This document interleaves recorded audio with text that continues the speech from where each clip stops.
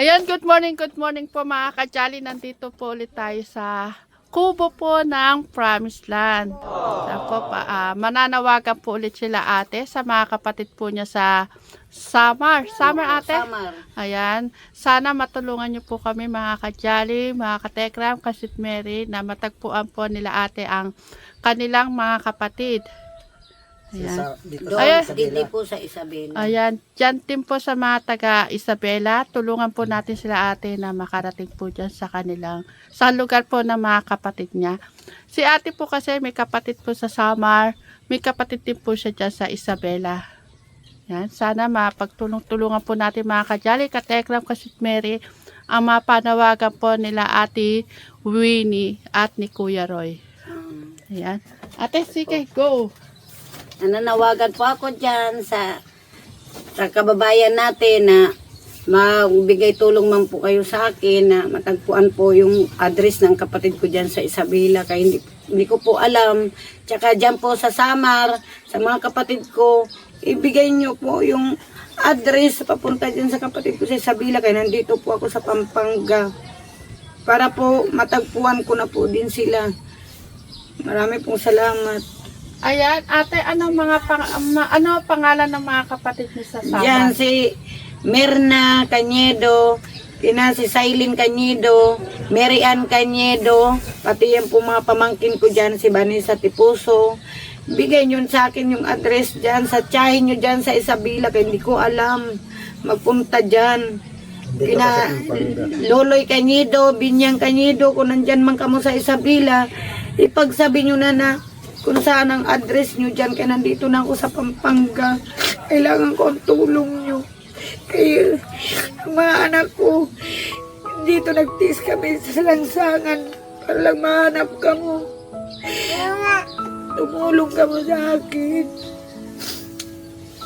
Kaya nandito lang ako, nakikitira lang din ako dito.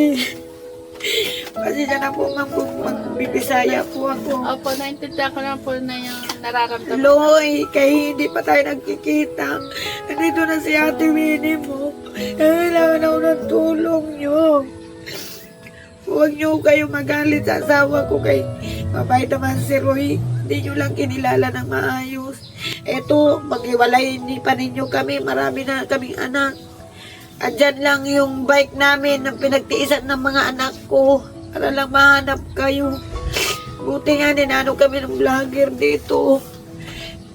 Magbigay alam na ka muna nandiyan kayo kung saan kayo makikita para hindi na kami mahirapan. Ang gusto lang naman ng asawa ko magtrabaho. Kaysa naman kumuha kayo ng iba, dito naman siya marunong man din yan sa palayan. Para magkita-kita na kita magkakapatid. Yan po kasi po ma'am yung kapatid ko na yan sa Isabela, yung isa hindi pa kami nakikita yan. Si Luloy, si Binyang nakita na po niyan. Yung Binyang po ate, ilang taon na po sila nung magkahiwalay kayo? Noon nahiwalay po kasi ako sa kanila, 10 taon po, ito si Luloy. Ang lit-lit pa po niya, kaya hanggang sa naglakihan kami, hindi ko siya nasilayan. Kaya bata pa po ako nahiwalay na ako sa kanila. Ako lang po nahiwalay sa kanila. Ngayon po, siyempre po nagulit po ako sa probinsya. Ito nga ni po, may asawa na ako, may anak. Yung po, una namin nagkita-kita po kami. Pero yung isa naming kapatid na yan nasa Isabelang lalaki, hindi po yan dumating. Pero yung Binyang, nakita niyo? Oo, nakita na po. Kaya nag-uli na po yan sa probinsya na nabalitaan na umuwi po ako. Ayan, nananawagan po kami sa kapatid po ni Ate Winnie sa Isabela, si Ate Binyang Cañedo. Luloy Ayan, nananawagan po kami na yung kapatid po ninyo nandito po sa pangangalaga po ni Tekram at ng Jolly Vlog. Nandito po sila ngayon.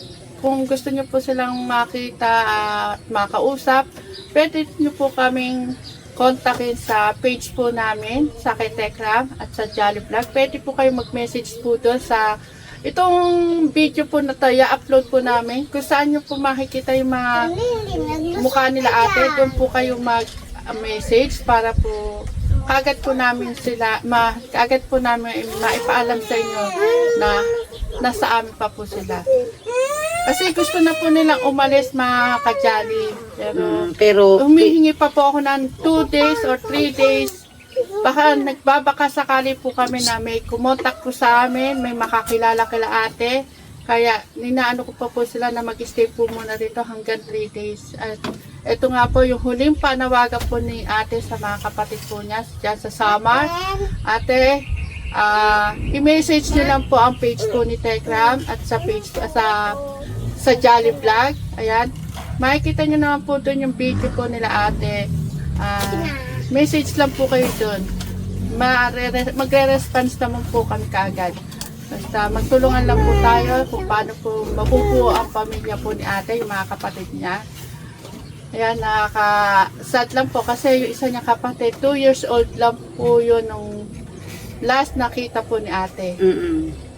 Ayan, sana po matulungan po natin mga kadyali si ate sa kanyang panawagan. Ate ano sa kanila? Sabi ko, Loy, tulungan mo ako, kaya nandito na ako. Kaya nabalitaan ko kayo na nandiyan kayo sa Isabela. Kayo ang sabi nyo, nandiyan kayo sa Isabela. Nandiyan ka mo nakapagkaroon ng asawa. Kaya dito ako. Sabi nyo naman, pag kailang ko ang tulong nyo, tulungan nyo ako. Andito na ako ngayon sa Pampanga. Kaya di ko naman kayo alam kung saan kayo pupuntahan sa Isabela. Kaya nila naman kami ihatid sa Isabela, pero yung address nyo hindi ko alam. Kaya sana magbigay alam naman kayo dito, i-chat nyo na lang dito kung saan yung address na yan para mabilis kayo mahanap. Yun lang ang inaantay ko sa inyo. Alam niyo po mga kadyali, Matulungan niyo kawawa ako. po kasi yung mga bata, nakakawa po. Nasa bike na po sila. Doon lang po yung tapos yung mag-ina, naglalakad po kung hanggang saan po sila abuti ng pagod. Pagod doon po Doon na po magpapahinga. sila magpapahinga. Nakakaawa po. At nakakatuwa naman po kahit na mga healthy naman po yung mga bata. Kaya ang si kuya naman po nagbabakal bote siya para may pantusto sa kanyang Pangailangan. Nakakatuwa na kahit ganang hirap nagsasakripisyo po si kuya para matutusan yung mga pamilya niya. Kuya, maano mo sa mga hipag at bayo? Ayan, sa kapatid ko. Eh, sa akin yun lang. Kung kasama, kung nagalit pa kayo sa akin, hingin ako ng tawad sa inyo. Dahil, yun lang talagang kakayanan ko para maitaguyod ko yung pamilya ko. Unang-una, wala akong anak buhay na alam dyan. Kung ano man yung kinagagalit ninyo sa akin, sana, wag nyo nang masyadong pahabain pa dahil ito na marami na kayong pamangkin. Yun lang po masasabi ko. Patawarin nyo na po ako. Kasi yan ma'am, swerte sila sa buhay kaya mga anak ng asawa meron. Lahat po na maayos din naman po ang lahat. Basta anak! Uy, hindi. Basta yan Wire yan. Wala yan, makuryente ka anak. Naman yun basta tulong-tulong lang po sa isa-sa-ayos din po yan, magkikita-kita pa rin po kayo magkakapatid. Yun man sabi ni Binyang, kukuun daw niya ako. Dito na ako sa Pampanga. Yan man ang sabi mo, tutulungan mo ako. Ang kaso nga, tutulungan ka rin. Ipupunta mo ako sa Isabela. Hindi ako kasama. Pero, wag naman yung gano'n pag-iwalayin ka ng asawa ko. Noon nakita kayo ate nila ng mga kapatid mo, ilan na yung anak mo? Dalawa po. Dalawa na. Pero pinagbubuntis ko na po, adi. Di pangatlo. Yung nasa Isabela. Yo, nakita niya na ako. Dalawa yung Binyang. Yan, nagbitiw siya sa akin, kung kailangan mo ako, Isabela ako matatagpuan, kaya doon ako nakapag-asawa. Pero, ang mali po, hindi man nasabi ang address, Isabela lang po. Sabi niya, doon mo rin makikita ang kaisa mong kapatid, si Loy, kaya nandun, kasama ko. Nakapag-asawa din doon. Sabi niya, yun, may kakayan sila, kaya may mga palay ko na sila doon. Ayan. Muli po kami nananawagan. Sana po matagpuan na po ni ate yung kanyang mga kapatid. At nakikita po sa kanya yung gusto niya niyang makasama yung mga kapatid niya at sa hirap po ng buhay. Kawawa po yung mga bata. Dahil wala kaming pamasahe, naglalakad kami pa puntang Alam niyo mga kajali, unang gabi po nila dito sa Promised Land. Hindi ko na po sila inabala. Talagang baksak po sila. Hanggang 2 days parang nag-aasos sila sa pagod. Grabe talaga. Hanggang 2 days, baksak po talaga sila. Kumbaga nung pala sila nakahiga ng maayos na higa. Kaya hindi ko na kayo kinabala nun natin. Kasi kita ko naman yung pagod nyo. Yung mga bata nga, naka-ano na lang. Nakatihaya naman. Tihaya na lang, ala na. Pati mga pa namin, grabe pang buti nga ngayon, nakapag na kami. Nakalinis-linis na. Hindi talaga ako nakapaglinis doon, ma'am. Unang dating ko dito sa inyo.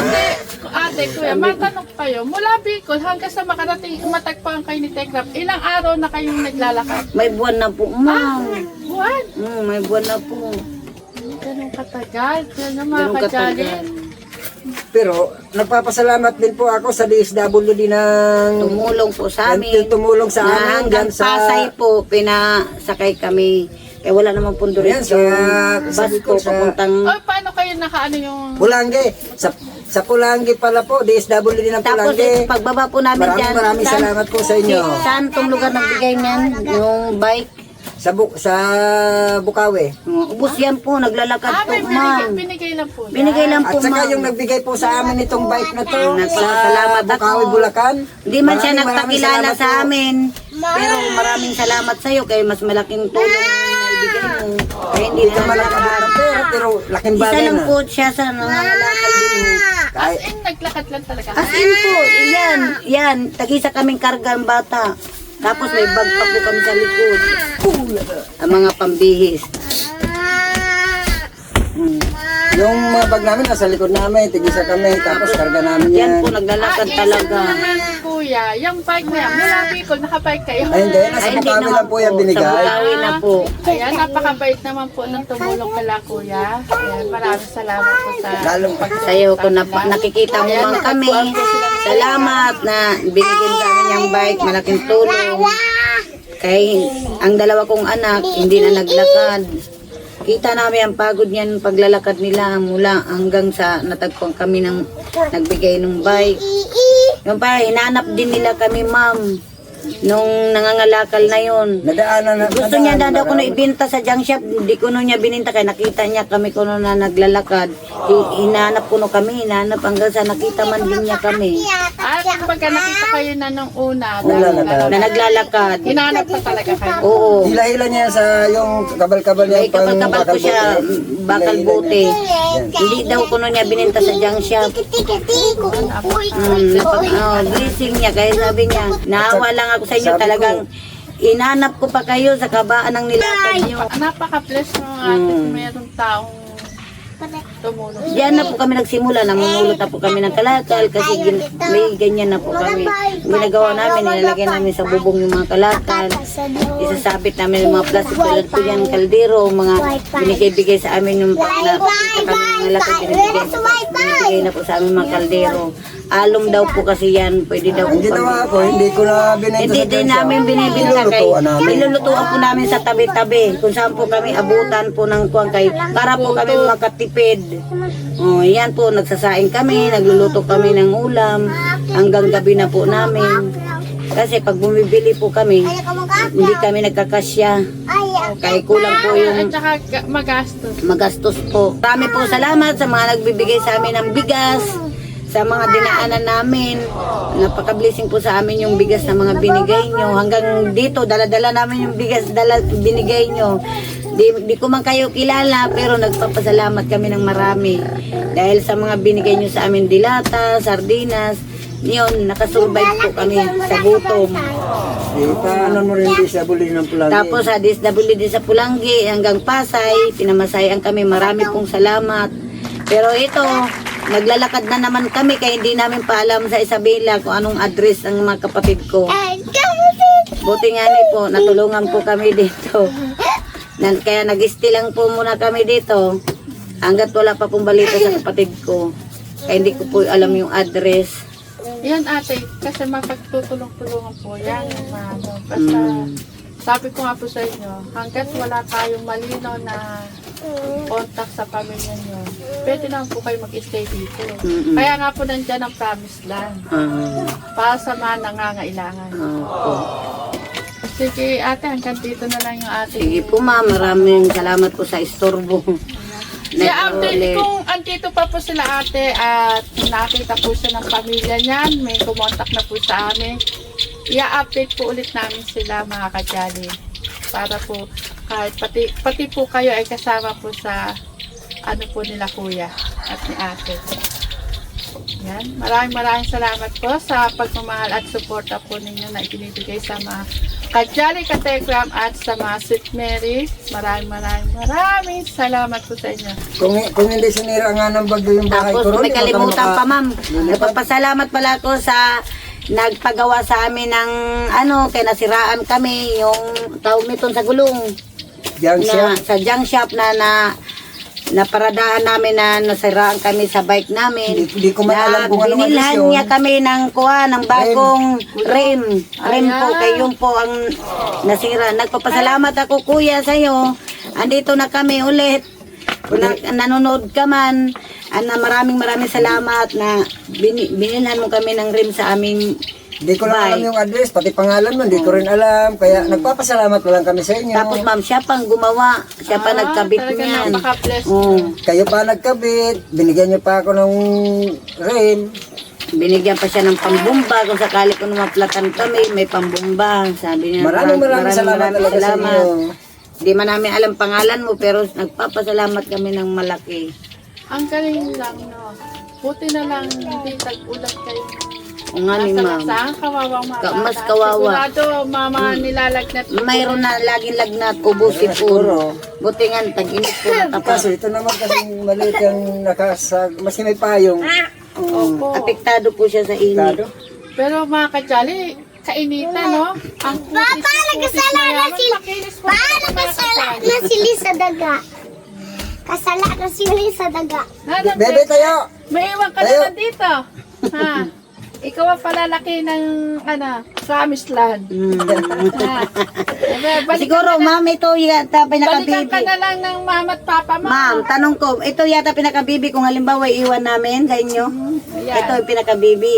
Yan ang pinaka-baby ng promised land. Kung may iwan yan. Ano, bebe? Hahanapin sa akin yan. Pag sakali nakauwi kami ng Bicol, hahanapin yan. Kaya nakikita na. Pero, hindi naman sila magtataka na magtaka pa sila na sabihin, baka binenta. Hindi sila magsasabing binenta dahil ayan, ano nyo, di ba? Hindi binenta yung anak ko. Kung Ayan, sakasakali sama-sama man. pa rin po sila. Buo pa rin po ang Po, pamilya ni pamilya ate namin. ni Kuya. Maski ano mangyari, hindi ko pinaghihiwalay ang mga yan. Hirap at ginhawa. Oh, sama-sama po magkakasama pa rin kami. po sila. Wala po sa amin yung pera, na kahit na sinisilaw po kami sa pera, nakapalit anak ko, hindi ko po pinayagan ang mga gusto ng iba o hakaka ng iba. Sige na, hindi po ko nagpadala nun.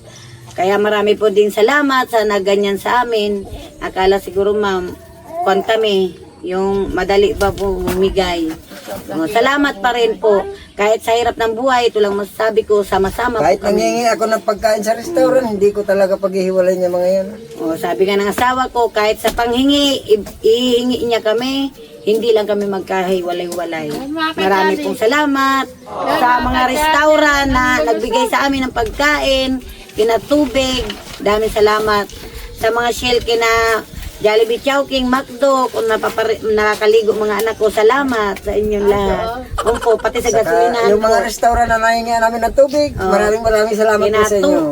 Ulam, kanin, salamat po sa inyo. Kahit hindi ko po kayo kilala, salamat. Sa Jollibee po kasi ma'am, wala namang bawal. Marligo, pwede po sa gasolinahan. Naliligo din po sila. Kaya doon lang po kami talaga nakakakuha ng tubig.